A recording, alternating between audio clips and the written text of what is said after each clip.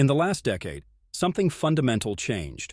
Denmark didn't simply tighten immigration rules, it transformed its entire approach, adopting some of the toughest asylum and integration policies in the Western world.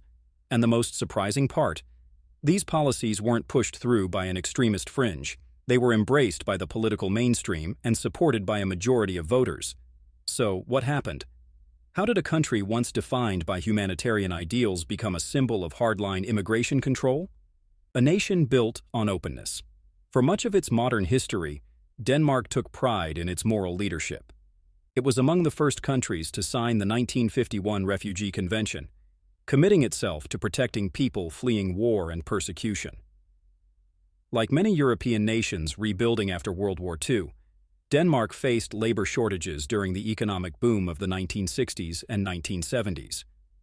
To fill factories and construction sites, the government invited guest workers from countries such as Turkey, Pakistan, and Yugoslavia.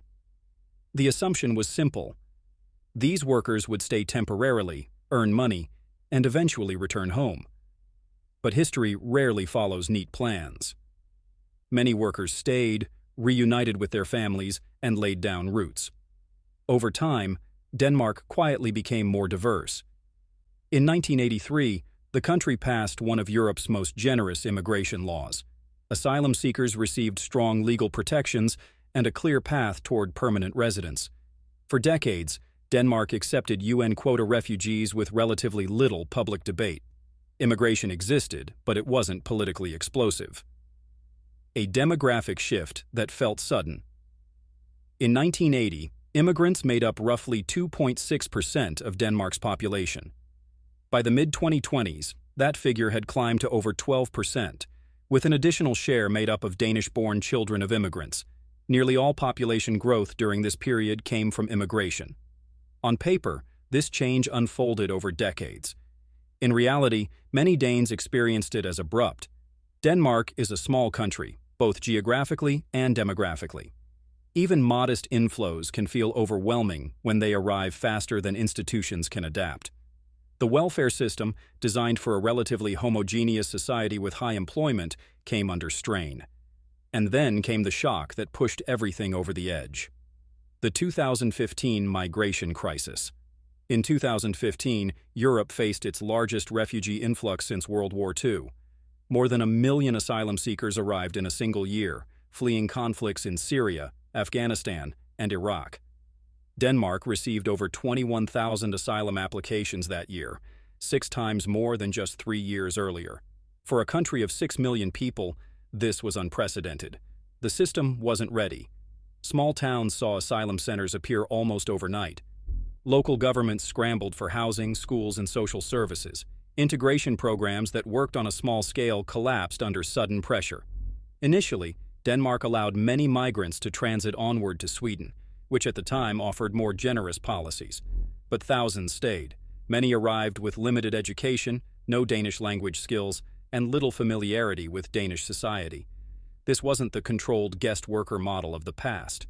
It was mass humanitarian migration, and Denmark didn't know how to manage it.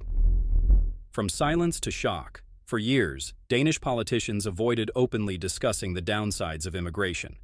Criticism was often dismissed as intolerance.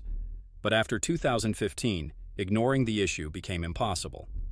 By 2016, Denmark reinstated border controls. Refugee benefits were cut sharply. In a move that shocked the world, the government even placed advertisements in foreign newspapers, warning potential asylum seekers that welfare payments had been reduced by half. The message was blunt. Denmark was no longer a promised land. This shift wasn't driven by panic alone.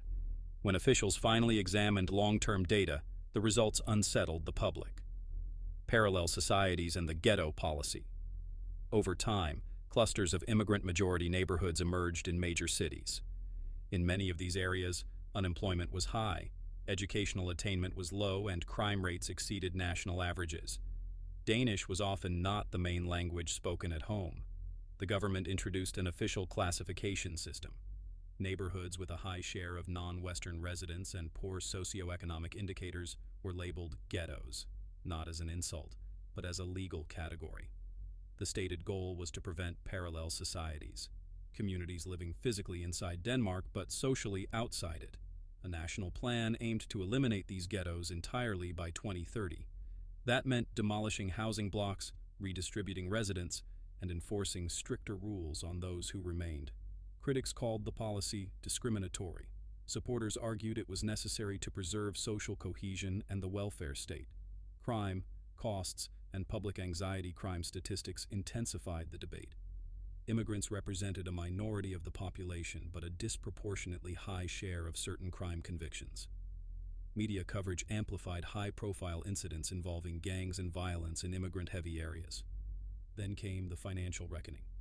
A report from Denmark's Ministry of Finance estimated that immigrants from non-Western countries and their descendants cost the state tens of billions of kroner annually in net terms. For taxpayers who viewed the welfare state as a shared social contract, this felt like a breach of trust. But nothing made the issue more personal than housing. The housing pressure cooker Denmark already had one of Europe's most expensive housing markets. Young people struggled to buy homes. Renters faced constant increases.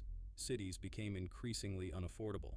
Research showed that a large share of long-term house price growth was linked to population increases driven by immigration. In neighborhoods where the immigrant population rose even slightly, housing prices and rents climbed noticeably. As native Danes moved away from immigrant-dense areas, a phenomenon researchers openly described as white flight, the housing shortage spread elsewhere.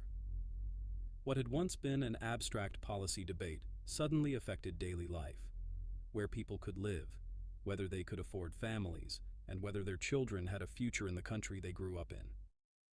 Politics turns upside down. For years, concerns about immigration were voiced most loudly by the Danish People's Party.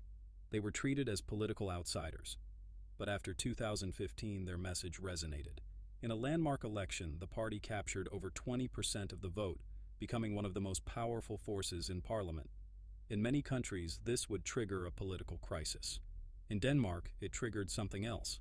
The mainstream parties, both center-right and center-left, made a strategic decision. Instead of fighting the far right, they adopted much of its platform. The Social Democrats, historically the architects of Denmark's welfare state, reversed their stance. Under the leadership of Mette Frederiksen, the party argued that strict immigration control was essential to saving the welfare model. The gamble worked. The Social Democrats won power. Approval ratings surged. Meanwhile, the Danish People's Party collapsed. Why vote for a fringe party when the mainstream was already delivering tougher policies? Today, Denmark has something rare. Near total political consensus on immigration. Policies that shocked the world. Denmark didn't stop at rhetoric. It implemented policies that drew international condemnation. Police were granted authority to confiscate cash and valuables from asylum seekers above a certain value to cover living costs. Critics labeled it the jewelry law. Denmark enforced it anyway. Immigrant neighborhoods faced double punishments for certain crimes. Children as young as 1 year old in designated areas were required to attend mandatory daycare for extensive hours to learn Danish language and cultural norms. Parents who refused risked losing welfare benefits. Denmark also became the first European country to revoke residency permits from some Syrian refugees, arguing that parts of Syria were now safe. Even those who had lived in Denmark for years faced deportation or indefinite stays in removal centers.